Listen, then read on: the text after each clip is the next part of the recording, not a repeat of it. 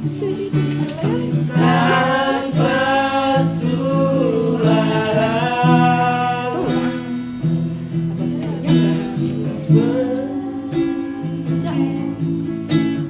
harus menunggu lama Lancak dah bilang lebih. darimu. Kayak macam banyak gitu. Enggak usah lah bawa salah. Bawa saya. Dan dinding pun tertawa Cak Wing. Ai, nak. hanya diam dan membisu. Kak. Iko apa ancaknya captionnya ya, Kak? Ih, nggak usah diposting lah. Iko kayak pantang lo nih, dikecanya pansos, kerjaan alay, nak ada karajo. Kan sakit hati awak adanya tuh. Mangga dipikiran itu, Kak. Haha, itu makanya kalau back video tuh yang berfaedah, yang ada manfaatnya untuk orang. Ku indah back video joget-joget, alay nggak sih? Alay banget. Kok ribut lagi? Kenapa sih? Video apaan sih? Perasaan tadi enak-enakan nyanyi deh. Iko Kak si Dewi ku ndak aja kapok-kapok loh Kak. Setiap postingan pasti di komen sama haters tadi Kak. Pasti membuli dirinya surang, tapi ini masih jauh kayak untuk memposting videonya Kak.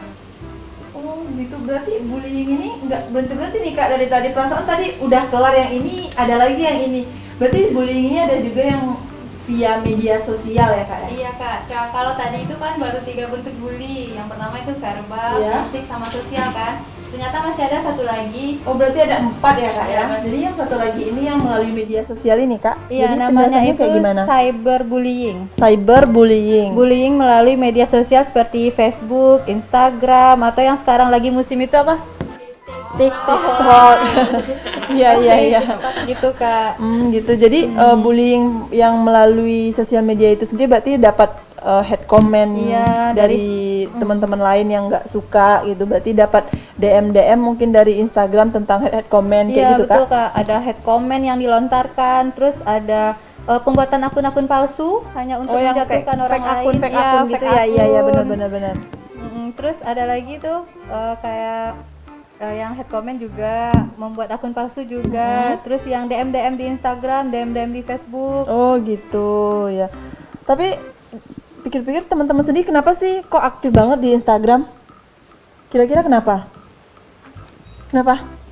Pasti ya Kak, kebanyakan orang aktif di Instagram gini Kak. Kan pada saat ini kita dianjurkan untuk belajar online di rumah Iya, Kak. benar-benar. Dari pagi sampai siang kita cuma belajar di rumah. Jadi pasti kita merasa bosan dan jenuh kan Kak. Iya. Untuk itu kita selingi dengan misalnya membuka Instagram, live, buat video atau foto gitu kan Kak. Makanya kita sering aktif di sosial media. Misalnya bisa juga kita buat TikTok. Nah, itu sih Kak. Berarti TikTok itu sendiri kayak refresh sendiri nggak sih Kak? Sebenarnya bisa dibilang anak-anak sekarang itu ketergantungan banget nggak sih dengan media sosial? Iya, betul, Kak. Hampir 12 jam atau sampai 24 jam mungkin Kak dalam Kebanyakan sehari ya, itu iya benar. di media sosial terus kan, tangannya di handphone terus. Mau buat TikTok lah, mau update status lah atau apa gitu. Jadi gimana sih Kak mengatasi biar kita itu nggak ketergantungan dengan media sosial gitu? Ada beberapa tips and tricks sih supaya nggak tergantungan sama media sosial. Yang pertama itu tetap pantauan dari orang tua terhadap teman-teman yang remaja dalam bermedia sosial. Misalnya kalau sedang buka handphone itu ada orang tuanya yang tahu itu buka apa sih, lagi Iya, cari-cari benar-benar. searching apa sih gitu.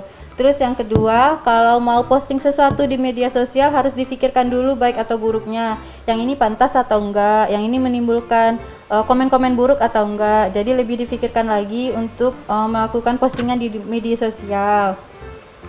Terus yang kalau udah terjadi yang namanya ada komen-komen fake dari fake akun. Iya, kayak head comment tadi Iya, kan dari Kak? head Iya comment benar. berarti teman-teman harus langsung memblok orang-orang yang melakukan head comment di media sosial supaya mental teman-teman juga nggak turun, terus percaya diri teman-teman juga nggak luntur gitu, karena Iya, benar. head comment itu kan cuman buat kita jadi down gitu. Down kan, ya Kak. benar sih. Lebih insecure Iya, bahasa sekarangnya ya kan?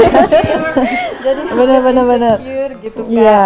Terus nantinya kalau mau melakukan pakai handphone itu juga harus dibatasi. Misalnya teman-teman dari pagi sampai siang itu kan ada belajar daring. Itu memang dilakukan untuk belajar daring. Jangan sampai nanti belajar daring tapi buka yang lain gitu.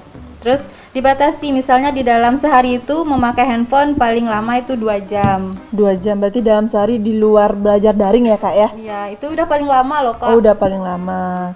Oh kira-kira seandainya kan tadi kakak ngomong nih di rumah bisa diawasi orang tua. Iya. Jika si anak ini lagi berada di luar rumah, gimana dong cara ngebatasinnya?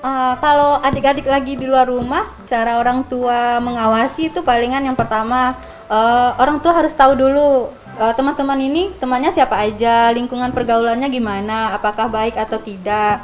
Kalau lingkungannya baik ya monggo disokong sama orang tuanya. Kalau nggak baik ya berarti orang tuanya harus membicarakan, diskusi sama teman-teman bahwa ini bukan lingkungan yang baik loh untuk bersosialisasi gitu. Oh gitu.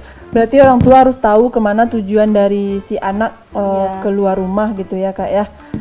Jadi kira-kira teman-teman di sini merasa udah bisa nggak sih ngendaliin sosial media itu sendiri? Belum sih. Belum, berarti emang lebih fokus banget ke sosial media ya, emang ketergantungan banget ya gitu. Nah, jadi buat adik-adik teman-teman di rumah sendiri, itu tadi udah dikasih tips and trick dari Kak Elga gimana cara kita menggunakan sosial media dan agar kita tidak ketergantungan terhadap sosial media. Gitu. Oke, jadi teman-teman jangan kemana-mana, tetap di Ceria Bermain sambil belajar. Oke, langsung aja kita saksikan dongeng dari Bang Obe dan Gogo setelah jeda iklan.